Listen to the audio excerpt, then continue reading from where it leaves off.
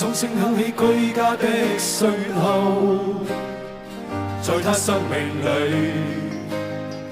彷彿大應唏噓。黑色肌膚給他的意義，是一生奉獻，膚色鬥爭中，年月把擁有變做失去，疲倦的雙眼帶着期望，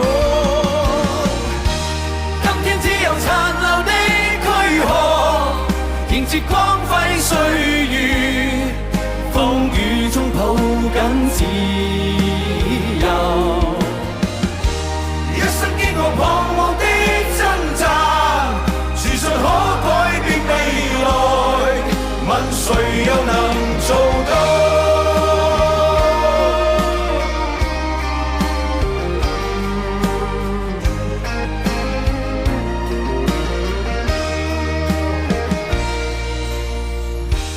可否不分膚色的界限，讓這土地裏不分你我高低，繽紛色彩閃出的美麗，是願它沒有分開每種色彩，年月把擁有變做失去，疲倦的雙眼帶着期望，今天只有殘留的軀殼，迎接光輝歲月，